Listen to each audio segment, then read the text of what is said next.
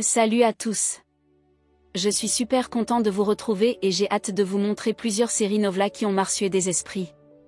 Restez connectés, il y a plein de surprises à venir. Merci pour votre soutien. N'oubliez pas de liker, partager et commenter, votre soutien compte beaucoup pour moi. Restez connectés pour ne rien manquer. Numéro 1. Ali Riza. Ali Riza est un jeune chauffeur de taxi qui mène une vie ordinaire tranquille avec sa mère et ses frères et sœurs. Après la mort de son père, Ali Riza devient le chef de famille et commence à travailler dur pour subvenir aux besoins de sa famille. La vie d'Ali Riza bascule lorsqu'un soir il rencontre une belle étudiante en médecine, Alid. Alors qu'elle fuit Burak, elle monte dans le taxi d'Ali Riza qui la défend. Fou amoureux d'elle, Burak jure de retrouver ce chauffeur de taxi et de prendre sa revanche. Alid vient d'une famille aisée mais elle travaille comme médecin dans une petite ville. Après que sa mère et ses deux frères aient été tués lors d'une agression armée, son père Asmeh, un puissant mafieux à Istanbul, délègue ses affaires au père de Burak, Fuat, un homme ambitieux. Ali Riza parviendra-t-il à survivre au milieu de la mafia turque et vivre son histoire avec Alid? Numéro 2. Amour à Manhattan. Marisa Lujan et son fils unique Lalo, originaire du Mexique, débarquent à New York en quête d'un nouveau départ. Engagée comme femme de chambre dans un prestigieux hôtel de Manhattan, elle tombe amoureuse de Cristobal, un riche homme d'affaires. Ceci l'amène à affronter de nombreux obstacles, comme Sarah, bien décidée à séduire Cristobal, ou Victor, le père de Lalo qui lui complique la vie. Numéro 3. Amour éternel. Kemal Swader est un jeune homme d'une famille modeste et Nihan Sezin est une artiste issue d'une famille aisée. Entre eux, c'est le coup de foudre. Mais un drame familial va bouleverser leur destin et les séparer. Quand ils se retrouvent quelques années après, c'est toujours le grand amour, mais beaucoup de choses ont changé. Kemal est devenu un grand homme d'affaires et Nihan est désormais marié à Emir. Face au secret, meurtre et vengeance, l'amour l'emportera-t-il? Numéro 4. Au nom de l'amour. Francisca a toujours voulu la vie et la fortune qu'avait sa demi-sœur, Laura. Après l'avoir fait assassiner, elle parvient à séduire et épouser son beau-frère et devient la belle-mère de Clara et ses jeunes frères et sœurs. Par amour pour eux, Clara va affronter Francisca, sa belle-mère, quitte à renoncer à sa relation avec Manel, un jeune enquêteur de police. Numéro 5. Dans la peau d'une autre. Mónica Serrano, une pianiste mondialement connue avec une impressionnante fortune, meurt après la trahison de son ambitieuse nièce et de l'homme qu'elle aimait. Mais à l'aide d'un mystérieux talisman, l'âme de Mónica, qui n'accepte pas de quitter ce monde, occupe le corps d'Adriana Aguilar, une modeste servante qui meurt entre les mains d'un dangereux gangster. L'âme de Mónica fait alors l'impossible pour défendre ses enfants et obtenir justice tandis que l'âme d'Adriana erre à travers le monde. Motivée par l'amour, Adriana décide de récupérer son corps, mais Mónica résiste jusqu'à ce que sa mission soit accomplie. Numéro 6. L'imposture. Selon la légende du baiser de l'amour éternel, si deux inconnus s'embrassent le jour du nouvel an à minuit, ils s'aimeront toute la vie et rien ni personne ne pourra les séparer. À leur insu, Blanca et Eduardo seront touchés par cette légende. Ils s'embrassent passionnément pendant les 12 coups de minuit sans réaliser que désormais leurs destins seront liés à jamais à la guerre brutale que se livrent Adriano Ferré et Raquel Altamira. Blanca est une sublime jeune fille originaire d'Acapulco. Appelée à devenir l'amour de sa vie, Eduardo n'est autre que le fils de la toute-puissante Raquel Altamira, une impitoyable magnate du transport maritime, qui a commis une terrible injustice à l'encontre du père de Blanca. Numéro 7. Cruelle perfection. Cruelle perfection est une série dramatique sur les dangereux mensonges et hypocrisies qui se cachent derrière les vies parfaites des femmes de la haute société. Som Y-Howell est une jeune femme accusée à tort du meurtre de son mari. Elle s'engage alors dans un chemin dangereux pour découvrir la vérité sur la mort de son mari, tout en devant faire face aux critiques et jugements sévères de son entourage. Avec cette accusation qui pèse sur elle, Som Y-Howell est sur le point de tout perdre et est dévastée. Pendant ce temps, les parents des élèves de l'école internationale où étudie son fils, commencent à répandre des rumeurs sur elle. Une situation de plus en plus difficile à supporter. Numéro 8. L'héritière. L'histoire se déroule dans une ferme d'avocats appelée Santa Catalina, où vivent Severiano del Monte et Catalina Arango, la femme de Severiano, et leurs 5 fils adoptifs. Catalina n'a jamais pu tomber enceinte, mais Severiano a toujours voulu avoir des descendants masculins et a donc opté pour l'adoption. Severiano décède, et la vie de ses fils change le jour de la lecture du testament, avec l'apparition inattendue de Sarah, leur sœur, dont ils ignoraient l'existence. Sarah est la fille de Deborah Portillo, l'ancienne amante de Severiano. En tant que seul enfant biologique de Severiano, Sarah est prête à accepter l'héritage. Tout se complique car le testament comporte une clause de condition suspensive qui oblige les 6 frères et sœurs à vivre 1 an dans la ferme afin de ne pas perdre leur droit à l'héritage. Numéro 9. La maison d'à côté. Dans la maison d'à côté, les apparences sont toujours trompeuses. Les habitants d'une résidence ont beaucoup de secrets. C'est là qu'habite la famille Conde, une famille traditionnelle composée de Renato Conde, d'Eva Spencer et de leurs enfants Ignacia, Carola et Emilio. Renato est le propriétaire d'une grande entreprise qu'il a créée il y a de très nombreuses années. Ses enfants ont eu une éducation exemplaire et ont fréquenté les meilleurs établissements scolaires de la ville. Son épouse est une figure emblématique de la haute société. Mais sous ce vernis social parfait se cache une toute autre réalité. L'autoritarisme d'Eva a laissé des traces sur ses enfants et cette éducation a créé une véritable rivalité entre eux. De son côté, Renato a bâti son empire de façon parfois illégale.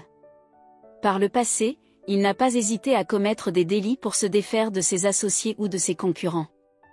Sous son toit, certaines personnes sont décédées de façon bien étrange mais les enquêtes ont toujours conclu à des morts naturelles. Numéro 10. L'arôme de l'amour. Comme chaque année, Teresa Suarez, la Gaviota, et Carmenza, sa mère, se rendent dans la région du café pour travailler à l'Hacienda Casablanca et récolter le café. Bientôt, les 2 femmes seront propriétaires d'1 hectare de terre promis par le propriétaire de l'Hacienda Octavio Valiero. En effet, plus tôt, la Gaviota avait sauvé Octavio d'une tentative d'enlèvement. Pour la remercier, il lui avait proposé un morceau de terre pour qu'elle et sa mère cultivent leur propre café. Mais la mort soudaine d'Octavio va tout bouleverser.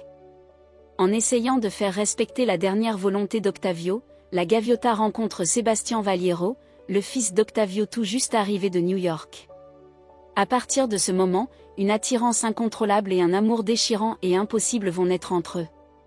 Car Sébastien est fiancé à Lucia Sanclemente, une femme ambitieuse qui en réalité n'est avec Sébastien que par intérêt. Numéro 11. Moser. Zeynep Gün est enseignante dans une école primaire de la ville de Bandırma en Turquie. Elle s'aperçoit qu'une de ses élèves, Melek, est victime de maltraitance de la part de sa mère, Sul et de son petit ami Cengiz. Lorsque Zeynep prend conscience que personne ne fera rien pour aider Melek, elle décide de prendre les choses en main. Elle va ainsi simuler la mort de Melek, la kidnapper et l'emmener à Istanbul. Zeynep veut à tout prix protéger Melek en endossant le rôle de mère de cœur. Lorsque Sul et Cengiz découvrent que Melek est toujours en vie, la situation prend une toute autre tournure. Mais Zeynep refuse d'abandonner Melek. Numéro 12. Ruby. Le cœur de Ruby est en proie à 2 objectifs incompatibles. D'un côté l'envie de trouver l'amour, de l'autre l'obsession de la fortune et du pouvoir.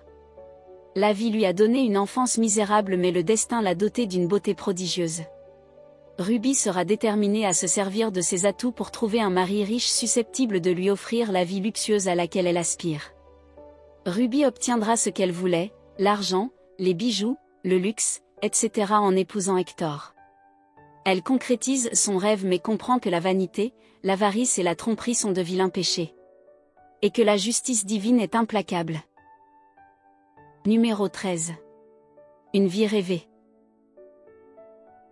La vie est devenue compliquée pour Sanem, 25 ans, brillante, joyeuse, rêveuse, récemment diplômée mais sans emploi. Zebersey, qui est amoureux de Sanem depuis sa naissance, est sur le point de demander sa main à ses parents. En réalité, les parents de Sanem qui tiennent une épicerie en faillite, lui ont dit que si elle ne trouvait pas de travail, elle devrait se marier. Voulant éviter à tout prix le mariage avec Zébersay, Sanem se met à la recherche d'un emploi et rejoint l'agence de publicité où travaille sa sœur Leïla. Elle y rencontre le propriétaire Aziz et ses fils, Emre et Khan. Aziz, gravement malade, ne souhaite pas laisser l'agence à son fils cadet Emre, qui n'a pas les compétences nécessaires pour diriger une entreprise. Khan, son fils aîné, est différent. Avec sa créativité, son charisme et sa confiance en lui, il a ce que son père recherche pour l'entreprise. Pour Khan, célèbre photographe, une telle perspective n'a que peu d'attrait, jusqu'au jour où il succombe au charme de Sanem. Mais elle est amenée à croire que Khan est le « méchant ». Elle aide Emre, qui lui a prêté de l'argent pour payer les dettes de son père, sans savoir qu'il complote contre son frère. Finalement, Sanem ne peut s'empêcher de tomber amoureuse de Khan. Lorsque leur vie se croise, elle fait découvrir à Khan quelque chose qu'il n'a jamais connu, l'amour. Mais cet amour s'annonce impossible. Numéro 14. Un amour sauvage. Joventino, l'un des plus grands agriculteurs du Pantanal, disparaît sans laisser de traces et abandonne son fils, José Leoncio. 5 ans plus tard, lors d'un voyage à Rio de Janeiro, José Leoncio tombe amoureux et épouse Madeleine. Les deux déménagent dans le Pantanal, où leur fils, Jové, naît. Madeleine regrette sa vie à la ville et n'accepte pas le sort de solitude qui accompagne le fait d'être femme de fermier. Avec son mari toujours sur la route, elle est obligée de vivre avec Philo, une bonne qu'elle connaît peu et en qui elle n'a pas confiance. Ce que Madeleine ne sait pas, c'est que Philo est une prostituée avec qui José Leoncio a eu une relation lors d'un de ses voyages dans le passé. Madeleine finit par fuir le ranch en emmenant Jové, encore bébé, dans le manoir de sa famille. Jové grandit loin de son père, tandis que José Leoncio trouve un héritier en tas d'eux. 20 ans plus tard, Jové part à la recherche de son père. Bien qu'heureux de se retrouver, José Leoncio et Jové doivent faire face à leurs différences de culture et caractère. Le jeune Jové tombe amoureux de Juma Marua, la fille de Maria Marua et Gilles. Juma n'ouvre son cœur à personne et a appris de sa mère à se défendre des « hommes-animaux ». Numéro 15. Innocence. Innocence, c'est l'histoire de Bahar, une mère de 2 enfants, dont la vie change radicalement quand sa fille de 19 ans tombe amoureuse du « mauvais » garçon. En effet, Ella tombe sous le charme du patron de son père, âgé de 35 ans, et qui est sur le point de se marier. Le jour du 19e anniversaire d'Ella, un événement dramatique survient et change à jamais la vie de Bahar et celle de sa famille. Une nuit, une jeune femme est retrouvée sur le bord de la route. Ella a été battue à mort et laissée pour morte le soir de son 19e anniversaire. Sa mère Bahar accuse le petit ami d'Ella, l'homme d'affaires bien connu Ilker Ilga. Mais il est le fiancé d'Irem, la fille d'Arin Orin, un ami de la famille. Pour obtenir justice pour sa fille, Bahar va se battre contre une autre mère, la mère d'Ilker, El Ilga. Arin ne sait pas qui croire, mais il doit choisir son camp. Ce terrible événement révèle le triangle amoureux sanglant entre Ella, Ilker et Irem et change fondamentalement la vie de ces 3 familles. Numéro 16. Les filles de accent grave VE. Après 50 ans de mariage, Stella réalise qu'elle a abandonné ses rêves pour être la femme derrière un « grand homme », et cela au nom de la maternité. Dans un acte de bravoure, elle demande le divorce à la stupéfaction générale. Stella, Livia et Chloé sont 3 femmes soumises à des normes sociales qui les empêchent d'être heureuses et qui décident de se mettre en quête de leur liberté.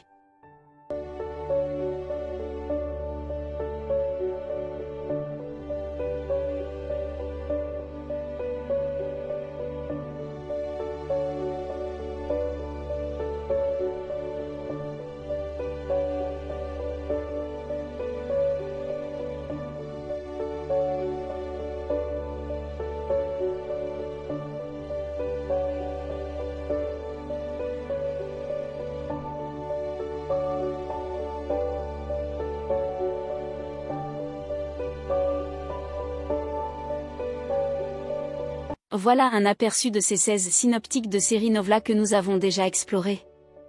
J'espère que cela vous a plu. N'hésitez pas à partager vos préférés en commentaire. Restez connectés pour plus de contenu passionnant à venir. Si vous avez aimé ce type de contenu, n'oubliez pas de nous le dire en commentaire. De vrais contenus encore meilleurs arrivent bientôt. Et pensez à activer la cloche de notification pour ne rien rater. Merci pour votre fidélité et à très bientôt.